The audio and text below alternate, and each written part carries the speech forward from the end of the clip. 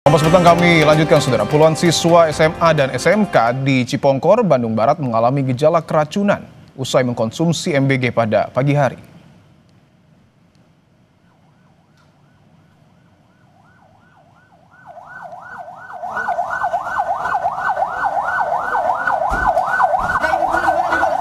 Sejak pukul 11 siang, para siswa dibawa dengan ambulans bersama guru dan orang tua ke GOR Cipongkor untuk penanganan darurat. Sebagian besar siswa mengalami demam, mual, muntah, dan nyeri ulu hati hebat. Tim medis yang bertugas memberikan penanganan cepat dengan memberikan air kelapa serta obat-obatan untuk meredakan gejala keracunan para murid.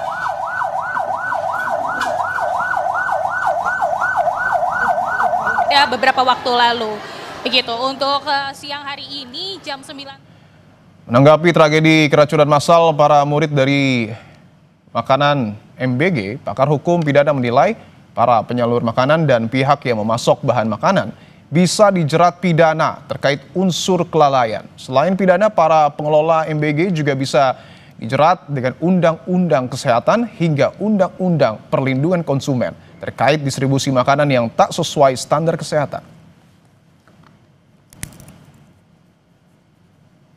Ada beberapa ketentuan pidana yang bisa diterapkan baik kepada penyalur makanan tersebut yang menyediakan makanan atau pihak-pihak yang memberikan masukan terkait dengan bahan-bahan makanan tersebut.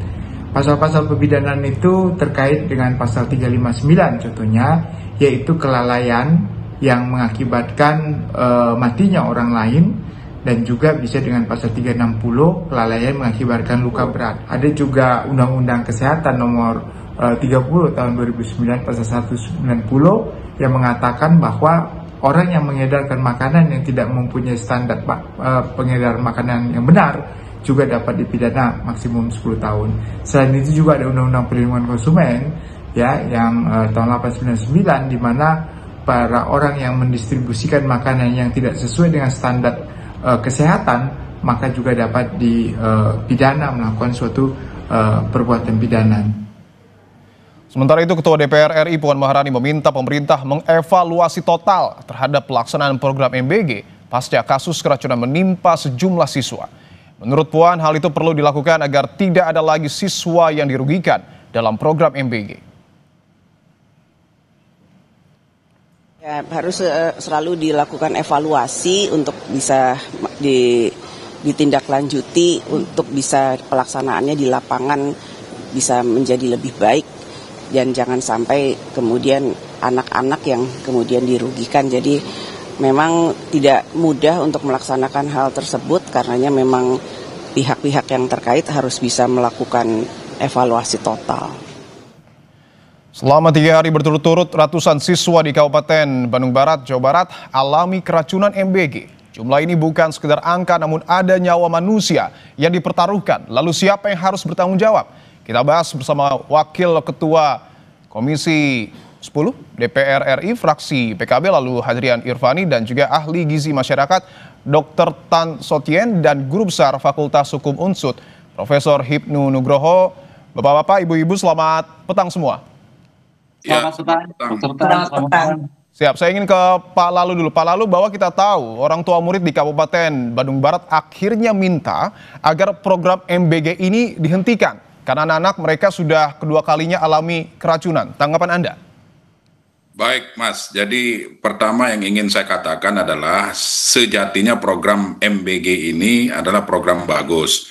Niatan Presiden Prabowo adalah agar asupan gizi bagi anak-anak usia sekolah betul-betul terjamin sehingga mereka konsentrasi untuk belajar dan siap untuk menuntut ilmu demi masa depan mereka. Kemudian yang kedua, tentu dengan kejadian hari-hari ini yang terus terjadi, maka kami di Komisi 10 meminta kepada Kementerian Pendidikan Dasar dan Menengah, dalam hal ini Pak Mendikdasmen, untuk berkomunikasi dengan Kepala BGN. Jangan sampai hal ini terus terulang. Ya, tentu kami meminta agar proses itu dievaluasi. Artinya prinsipnya adalah MBG ini kan tujuannya sangat mulia dan sangat bagus. Kemudian yang perlu dievaluasi ya tentunya adalah proses-proses di lapangan, mulai dari pembelian bahan baku, kemudian proses persiapan dan pengolahan makanan tersebut di dapur sampai dengan distribusi. Banyak temuan-temuan yang kami dapati di lapangan bahwa ternyata memang betul yang terjadi kadang makanan basi karena mungkin dimasaknya mulai jam 1 maupun jam 2 dini hari. Nah, terkait dengan tuntutan dari para orang tua ya tentu harus diberikan penjelasan baik oleh pihak Badan Gizi Nasional maupun Kementerian Pendidikan Dasar dan Menengah melalui Dinas Pendidikan masing-masing. Ini harus diberikan informasi bahwa program ini memang sebetulnya niatannya itu sangat bagus dan memang ini program bagus. Gitu. Baik, kita sepakat tentu MBG adalah program yang sangat baik untuk meningkatkan nutrisi dan juga gizi anak-anak. Tapi kan orang tua ini meminta Pak untuk di stop terlebih dahulu dan dilakukan evaluasi. Anda dari DPR, Komisi 10 dan fraksi PKB sepakat dengan hal itu? Ya tentu kita bersepakat khusus bagi daerah-daerah yang mengalami keracunan ini loh ya, di sekolah-sekolah yang mengalami keracunan, mohon di stop, mohon dievaluasi dulu, disterilkan dulu ketika nanti sudah benar-benar terjamin bahwa kejadian ini tidak akan terulang kembali, monggo dilanjutkan. Itu. Setuju untuk di stop di beberapa daerah ya. Saya ingin ke Dr. Tan bahwa yang kemudian jadi pernyataan Kepala BGN dan juga pemerintah adalah bahwa ada permasalahan dalam proses memasak khususnya distribusi karena dimasaknya tengah malam, dikirimkannya pagi hari. Analisa Anda apakah hanya faktor itu yang kemudian jadi persoalan atau ada hal lain? Iya, jadi prinsip dasarnya adalah pengelola SPPG itu harus memahami prinsip-prinsip HACCP atau Hazard Analysis and Critical Control Point. Dari bahan makanan ini dibeli, di stok, dimasak, dikemas sampai ke tangan penerima. Jadi jalurnya ini kan panjang banget. Nah, itu gunanya kenapa audit keracunan ini harus kita jalankan supaya kita ketahuan ini yang disebut dengan kontaminasinya ada di mana. Saya melihatnya ini adalah suatu kontaminasi yang diduga karena keracunan ini bisa disebabkan oleh infeksi bakteri seperti misalnya Salmonella, E. coli, Clostridium, Bacillus aureus dan sebagainya. Jadi ini harus betul-betul diperhatikan karena kontaminasi bisa berasal dari orang yang melakukan kegiatan di SPPG itu atau dari bahan makanannya atau ketika bahan makanan ini dalam proses perjalanan atau ketika sedang diterima dan dimakan. Oke, artinya ada dua peluang ya, apakah dari proses pengolahan atau dari bahan makanan. Saya ingin ke... Ya, sebentar, satu lagi yang lebih penting. Kita harus tahu bahwa 5-60 derajat Celcius itu adalah suhu kritis. Jadi kalau makanan di suhu ruangan antara 5-60 derajat Celcius, maka itu risiko kontaminasi bakteri itu akan tinggi sekali. Kembali pada Anda. Oke, itu yang kemudian harus diperhatikan oleh pengelola SPPG. Saya ingin ke Prof. Hipnu, kalau kita melihat bahwa kasus keracunan ini berulang terus, bahkan korban yang menyentuh angka ratusan. Anda melihat apakah ada unsur kelalaian yang mungkin saja berujung pidana? Ya, kalau melihat sebagai suatu kemungkinan ilmu hukum ada istilah mungkin. Bahkan ada suatu kelalaian. Kalau sengajaan agak sulit, Mas, kelalaian. Oleh karena itu kita melihat, tadi Dr. Tan menyatakan ini adalah dari pemasok, pemasak, dan sebagainya. Kalau kita lihat sebagai pemasok dan pemasak dalam konteks suatu pemasakan 2.000, satu SPBG kan 2.000 sampai 3.000. Pertanyaannya begini, yang tingkat kontaminasi berapa? Berapa persen? Nah, itu yang terjadi. Kalau itu memang kontaminasi semua, berarti memang semua tanda petik ada suatu kelalaian fatal dari si pemasok ataupun pemasak. Tapi kalau memang hanya kecil, 10% misalkan dari 3.000 SPPG, dari satu SPB kan 3.000, mungkin 10%, 15%. Inilah yang saya kira harus dikaji. Kualitasi sebagai bentuk substansi tadi kontaminasi Dr. Tan, itu jenis kualifikasi racunnya seperti apa? Apakah memang karena bahan, karena pemasok, atau karena faktor sabotase? Karena dalam ilmu hukum mungkin aja, kalau kita melihat seperti itu. Oleh karena itu kan ini merata, Mas. Dan ini unsur politiknya juga tinggi sekali. Dengan demikian saya kira pemerintah sudah sempat, polisi setempat harus menganalisis dari segi toksikologi jenis kualifikasi membahayakan atau tidak. Mau menjadikan suatu bahaya tidak. Ataukah memang ini sengaja atau tidak. Ini yang saya kira juga harus seirama dengan pemasak tapi juga mitigasi risiko terhadap keracunan yang bersangkutan. Kualifikasi racunnya seperti apa? Itu yang harus pelajari. Oke, bahwa polisi diminta untuk kemudian terlibat untuk mengetahui apa yang sesungguhnya terjadi. Saya ingin ke Pak Lalu, ketika Prof. Hipnu mengatakan bahwa mungkin saja ditarik ke ranah pidana, artinya ada proses hukum. Anda sepakat dengan hal itu, Pak Lalu? Ya, pertama tentu kita lihat substansi persoalannya, kemudian lokus atau tempat kejadiannya. Ya, saya pada prinsipnya sepakat kalau sekiranya hal tersebut memang dilakukan secara sengaja. Namun yang langkah-langkah yang dilakukan oleh Kementerian Pendidikan Dasar dan Menengah menurut laporan yang kami terima adalah Kementerian sudah berkomunikasi dengan pihak BGN, kemudian memerintahkan kepada Dinas Pendidikan terkait untuk berkomunikasi dengan sekolah agar sekolah mengumpulkan seluruh wali murid melalui komite sekolah untuk dilakukan pertama sosialisasi, kemudian sosialisasi yang saya maksud adalah bahwa program ini akan terus dilanjutkan. Program ini merupakan program nasional, merupakan prioritas dari program Presiden Prabowo. Kemudian yang kedua terkait dengan kejadian keracunan ini ya tentu kami meminta pihak kementerian langsung menyampaikan kepada Dinas Pendidikan dan Sekolah agar sementara dilakukan penghentian dulu sampai betul-betul BGN mempersiapkan atau menjamin bahwa kejadian ini tidak akan terulang kembali. Seperti itu Mas, karena jangan sampai tujuan yang mulia ini justru berakibat fatal yang akhirnya memunculkan korban dari siswa-siswi kita. Jangan sampai ada tagline makanan bergizi gratis menjadi makanan beracun gratis. Nah ini yang harus kita hindari. Kan seperti itu. Itu yang kemudian harus kita hindari dan kita kawal. Saya ingin ke Dr. Tan bahwa tadi sedikit banyak Anda sudah menjelaskan, tapi saya ingin tegaskan lagi, apakah kemudian makanan misalnya seperti nasi ataupun lauk ketika salah diolah itu bisa terkontaminasi atau menjadi racun?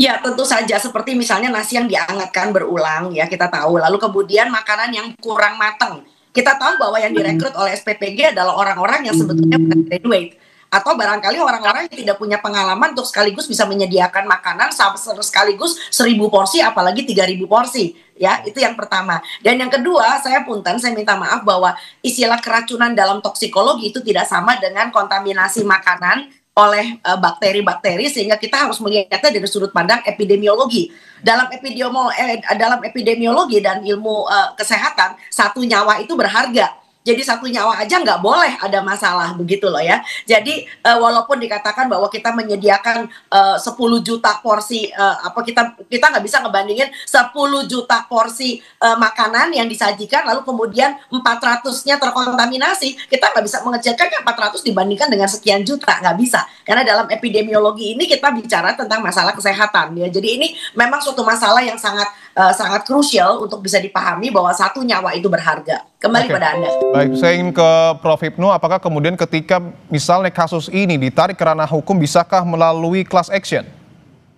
Ya, saya kira ini saya mungkin kurang sependapat dengan Dr. Tan ya, karena makanya ini harus kita kaji dulu sebagai bentuk kontaminasi, sebagai racun itu kualifikasinya seperti apa. Ini yang saya kira Departemen Kesehatan harus bisa mengkualifikasi sehingga ini menjadikan rujukan kalau memang ada kelalaian. Karena namanya suatu kegiatan kelalaian itu pasti mungkin, apalagi kesengajaan. Mudah-mudahan tidak ada kesengajaan. Oleh karena itu penting sekali bahwa kualifikasi kontaminasi sebagai bahasa kesehatan dan bahasa hukum saya kira tentu harus dipersamakan persepsinya karena ini berkaibat terhadap orang.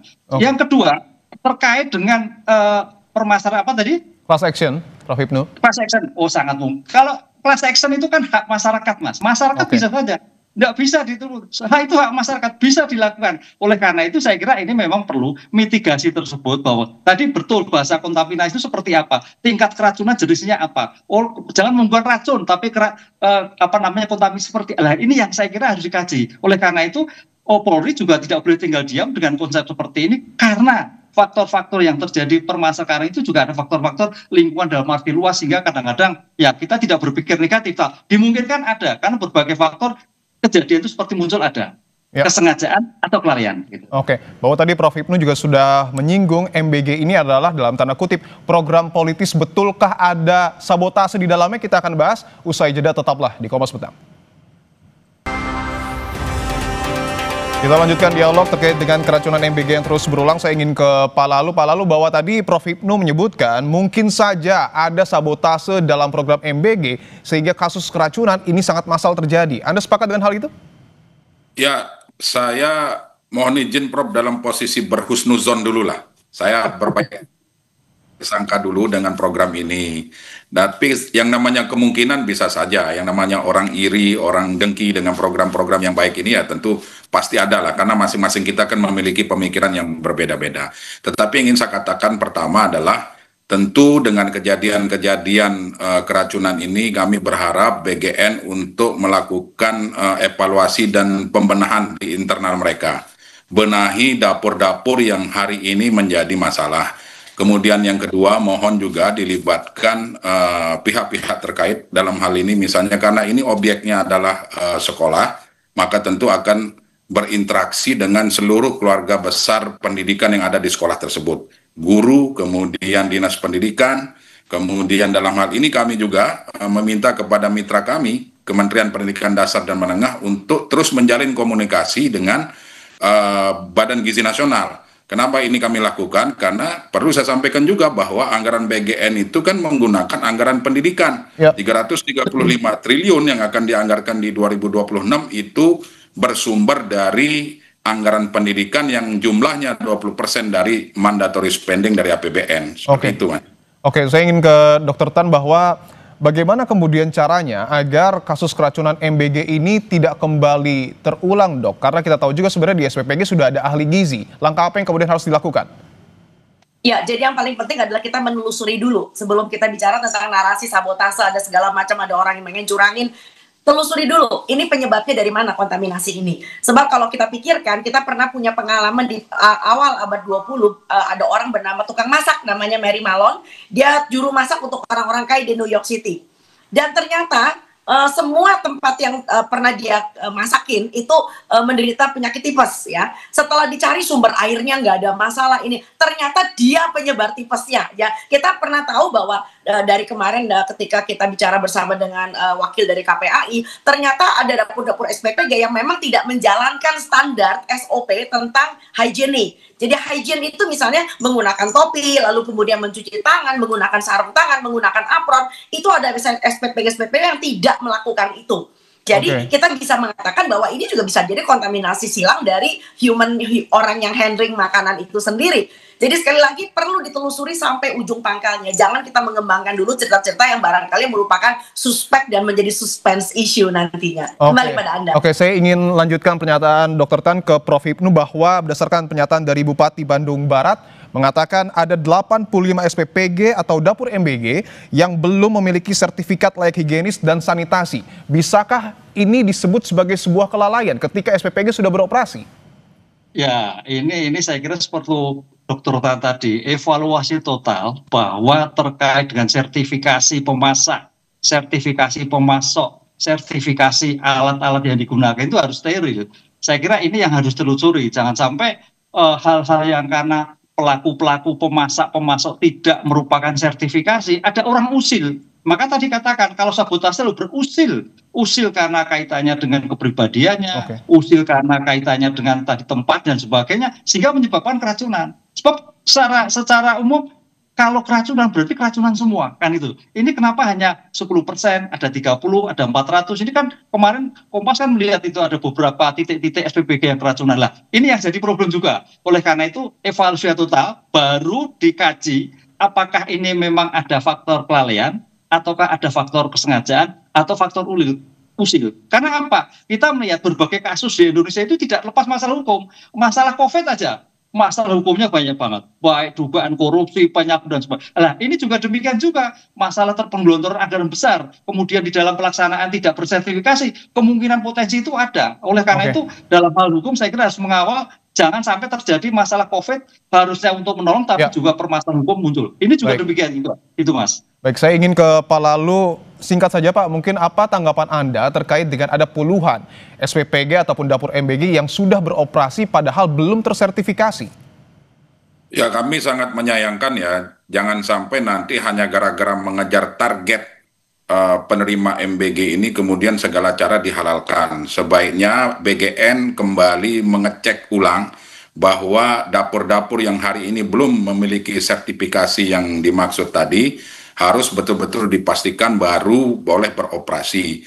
Nah, ini sudah terbukti bahwa ternyata akibat dari kelalaian ataukah apa istilahnya itu, bahwa benar terjadi ada siswa-siswi kita yang hari ini keracunan. Nah, ini yang perlu harus dievaluasi. Kemudian menunya juga harus diperhatikan. Jadi yang namanya menu gizi itu kan kalau apa yang kami temui di lapangan, kami kan sering berkunjung ke sekolah-sekolah itu. Pada saat kami kunjungan, kemudian membuka rantang MBG itu ternyata jauh dari kata makanan bergizi. Masih banyak yang kita temukan, misalnya orek tempe cuman isinya 5 biji. Kemudian telur sepotong, atau kadang-kadang telur itu sepotong dipotong lagi jadi 7. Nah, ini kan sangat jauh dari harapan. Nah, oleh sebab itu saya berharap MBG evaluasi diri dan BGN, mohon maaf, BGN evaluasi diri, kemudian ajak bicara seluruh stakeholder pendidikan. Baik Pak Lalu. Saya ingin ke Dr. Tan, singkat saja Dokter, apakah kemudian SPPG yang belum tersertifikasi ini harus di stop atau seperti apa statement closing Anda? Ya, kita harus melalui 2 mekanisme. Mekanisme yang pertama adalah penelusuran epidemiologi. Kenapa ini bisa terjadi keracunan istilah mereka. Dan yang kedua tentu saja adalah evaluasi HACCP. Kalau ada SPPG yang tidak melaksanakan HACCP dengan benar, stop sama sekali. Karena walaupun dia belum melahirkan korban, tetapi dia potensial menjadi orang yang pihak yang bisa menelurkan korban-korban keracunan berikutnya. Jadi sekali lagi SPPG yang sudah menelurkan korban tolong di stop, dan yang potensial bakal menyebabkan korban tolong di stop juga sampai HACCP terlaksana dengan baik. Baik, Prof. Ibnu, mungkin terakhir pernyataan penutup Anda, singkat saja Prof. Ya, karena ini ada korban, ada akibat hukum, saya kira proses hukum harus diselidiki sebagai bentuk pencegahan kemudian hari. Apakah ini karena kelalaian ataukah faktor usil? Itu yang kita lihat. Dengan demikian makanan gizi gratis benar-benar steril, memberikan kemampuan, memberikan gizi pada masyarakat. Dan sampai tercelah sedikit pun masalah hukum. Begitu, Mas. Oke, artinya kita harus sama-sama mengawasi hal ini agar tidak kembali terulang kasus keracunan MBG. Terima kasih Pak Lalu, Dr. Tan, dan juga Prof. Ibnu atas waktunya. Sehat-sehat selalu semua. Terima kasih.